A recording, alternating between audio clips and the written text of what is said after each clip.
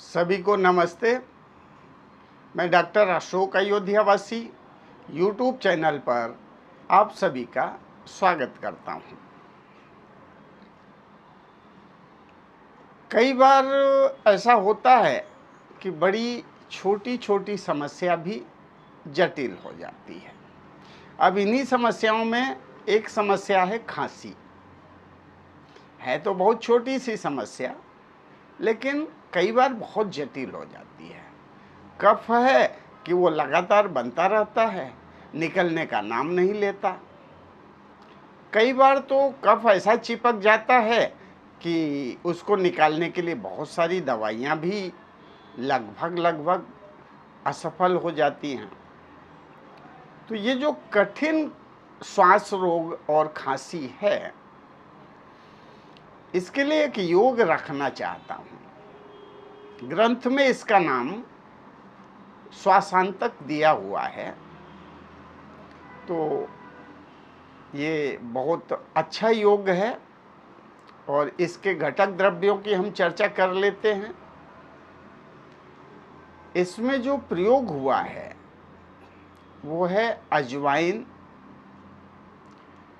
लौंग, सेंधा नमक और मुलेठी। ये 4 घटक द्रव्य हैं और ये ले लें आप 20-20 ग्राम। और बनाने की प्रक्रिया में एक घटक द्रव्य और शामिल होता है, पका हुआ मीठा अनार। ये घटक द्रव्य बड़े सरल हैं, आसानी से मिल जाते हैं और आप इनको इकट्ठा कर लें। अब बनाने का जो तरीका है वो थोड़ा सा कठिन हो सकता है आपके लिए, लेकिन वैद्यों के लिए तो बहुत ही आसान है। तो जो अनार लिया है, अनार को बीच से 2 हिस्से में काट दें और एक हिस्से का जो बीज है वो पूरा का पूरा निकाल के खाली कर लें। और इसी के साथ में जो ये औषधि आपने ली है, अजवाइन, लौंग, सेंधा नमक और मुलेठी, इस सबको पीस दें और पीस करके जहाँ से आपने ये अनार के दाने निकाले थे उसी में भर दें।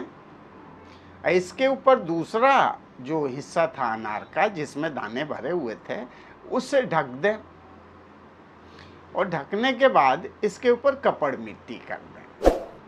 वैद्य लोग तो सभी जानते हैं कि कपड़ मिट्टी किसको कहते हैं, यानी चिकनी मिट्टी का गोल बना लेते हैं और उसमें कपड़ा डुबो देते हैं और इस अनार के ऊपर लपेट देंगे। हो गई कपड़ मिट्टी, जिससे कि अंदर की औषधि बाहर ना जाए और बाहर की आग की वजह से औषधि जले भी नहीं। तो अच्छी प्रकार से कपड़ मिट्टी करके उसे सूखने के लिए डाल दीजिए। जब ये सूख जाए तो इसको 4-5-6 कंडों की आग में जला लें और जब पूरी तरह से पक जाए, यानी जो कपड़ मिट्टी किया है उसका रंग लाल हो जाए, तो उसको निकाल के ठंडा कर लें और ठंडा होने के बाद ये जो कपड़ मिट्टी किया है इसको आसानी से तोड़ करके बाहर कर दें।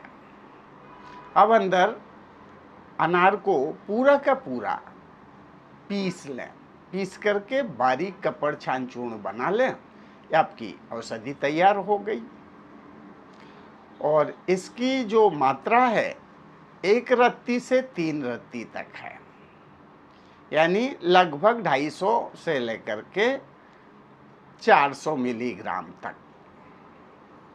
और अनुपान जो है पान है, तो सुबह शाम पान में 250 से 400 मिलीग्राम यानी 2 चुटकी ऐसा मान लीजिए, उतना रख करके और धीरे धीरे चबा करके खा लें। इससे जो भी कफ जमा हुआ है अंदर वो सब का सब बाहर निकल आएगा।